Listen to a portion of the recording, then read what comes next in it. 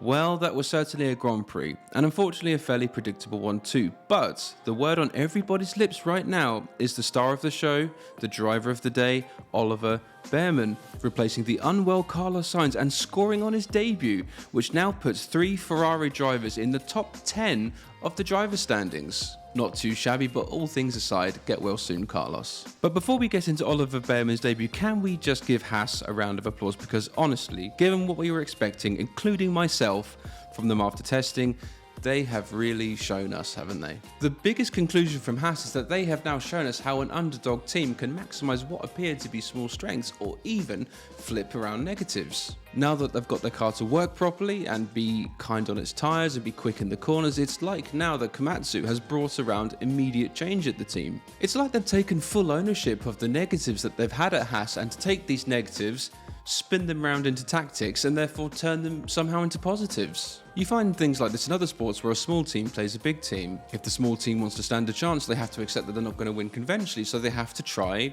other things. So they figure out how to beat them in other areas such as aggression, teamwork, and just straight up big brain tactics. And if by doing this K-Mag racks up penalties, so what? As long as Hulk finishes in the points, it's all good. It's almost like before the race, Komatsu sat down both his drivers, looked him in the eye and said, right, you be Nico Hülkenberg and you be Kevin Magnussen. And obviously went into more detail about how to play the strategy, but from what we saw on track, the individual drivers played into their own qualities superbly. You had Hulk outdriving the car as normal, putting it in places it shouldn't be, but now thanks to these adjustments on the car and it being able to handle its tyres, he can now hold his own against the midfield pack. Meanwhile, K-Mag, collect points if you can, but if you find yourself in a position behind Hülkenberg, if he's in the points, just be the tail gunner, annoy other drivers, agitate them, pressure them into making stupid mistakes and getting them frustrated. Now, other teams like RB are threatening an investigation, saying it's unsportsmanlike and going against the rules. To which I say to RB, yeah, fine, go crying to teacher if you want, but if you're that much better and you were that much faster, why didn't you just overtake him then? Anyway, an amazing effort from Haas and credit to them, and it just shows to some of the midfield to back marker teams that if your drivers actually cooperate with the aim of securing points for the constructor standings rather than the individual efforts for the drivers, then good things can happen. Unless you're Alpine or Sauber right now, because those guys, no matter what they do, just seem to be lost. But with that, all the tactics worked beautifully. K-Mag created this DRS train behind him of frustrated drivers, all slowing each other down and getting nowhere near Hulk or Albon, who was sandwiched between the two Hasses. And speaking of Albon, this brings me nicely onto what we can draw from Williams' race, which was fairly quiet, but there are a couple of alarm bells ringing. Now, Albon, who finished 11th, was unlucky during the race and in my opinion could have scored points would it not have been for the coming together with K-Mag, damaging his front wing, and on a circuit where a car like the FW46 needs all the downforce it can get due to them still suffering on low speed circuits. But what I find quite worrying about Williams this season is exactly the same as last season. It is that if Albon doesn't score points, Williams on the whole don't score points because they can only really rely on one driver, unlike other teams like McLaren, for example. And I know it's only been 2 races so far this season, we don't want to get ahead of ourselves, but even though I'm prepared to give him a little bit more time, Sargent really needs to get a move on now, or even just be close to Albon during the races, or even just out-qualify him. That would be a start. The actual shortfall in Williams' driver lineup right now is enormous, and actually has been for some time now when you look back over the last few years. Which makes me think how much time is Val's prepared to give Sargent if things don't improve. But normally Monaco is the point where the reflection of the season is done so far, so yeah, it might have to be by Monaco. But fortunately for him, the teams that Williams were expecting to be fighting this year in the Constructors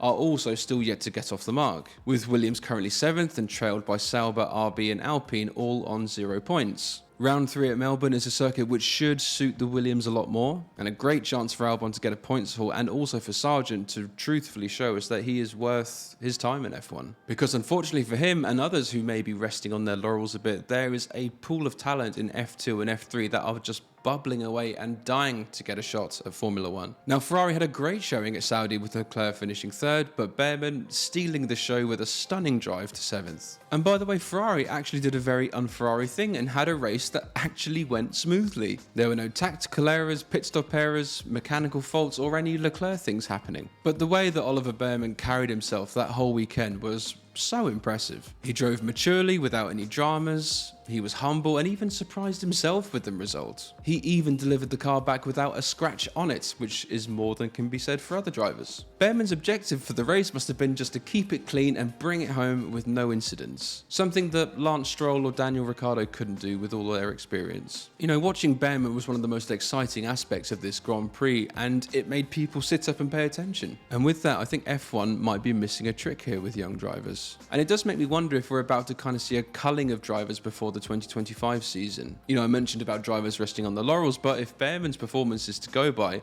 the future looks very exciting. And even with other guys like Antonelli, Vesti, Drugovic and Lawson all on standby, surely there must be a way to use them at weekends. You know, somehow F1 needs to give these kids a chance that isn't just endless simulator work or just sitting in the pits with a headset on. And to top it all off, Fred Vasseur even announced that it's now looking unlikely that Sainz will take part in Australia. So it looks like the Bear needs to get ready to go again, and that is going to be intriguing to watch. I don't know if anyone else noticed this, but Behrman's blue and yellowish green helmet gives off serious Felipe Massa vibes in the Ferrari. And so now on to Mercedes, where despite being very complimentary about the W20 in testing and at Bahrain, it now seems that the honeymoon period is over and Mercedes are once again finding faults with the car. Now, both cars finished in the points with no major dramas, so it's not a disaster. Russell came in 6th and Hamilton 9th, but neither were really kind of extract what they wanted to from the car at the time. They just couldn't pull what they wanted to out of the W20 to fight the Ferraris, McLarens, or even Alonso's Aston Martin. And Russell complaining now that pace has fallen away and that Hamilton is suggesting that big changes are needed at the car.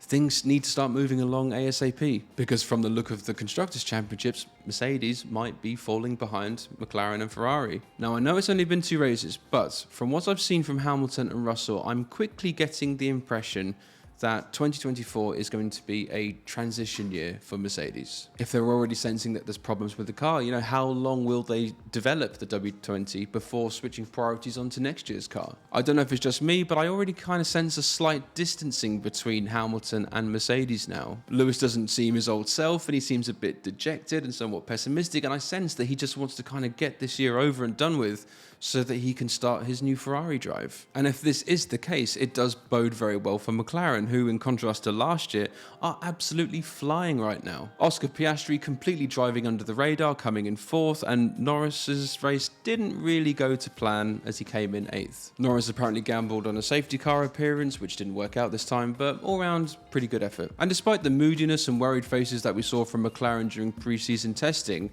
from their results at Bahrain and now at Saudi Arabia, they are now on course to finish 3rd in the championship. And with that, I think we're going to see much more competition between Norris and Piastri, and I don't know why, but I still stand by my prediction that Piastri will outscore Norris by the end of the season. I mean, sure, Norris will have more spectacular races and be in the spotlight more, but I just have a feeling that Piastri is just going to keep chipping away at points, racking them up, and overall will just outscore Norris. Let me know in the comments what you guys think is going to happen. But my conclusion for McLaren is that they have finally built a car which is going to be consistent all season, start to finish. Hopefully it will hold together so that they can secure that 3rd place in the Constructors' Championship, but now with updates and developments coming in, we're just going to have to wait and see what happens. And I've saved the most predictable for last, and it is just that Red Bull and Max do it again. There's not a huge amount to say about this. I mean, fair play to Sergio Perez. He's, like I said, fulfilling his job description, finishing 2nd at every race so far, and he's kind of got over whatever was bugging him last season. And also, when you kind of see these first place lockouts from Max, it just seems like that we are continuing the 2023 season, you know, 2023 2.0. I really did think that Ferrari were going to be closer to Red Bull this season. I really did. And also, I know this sounds naive,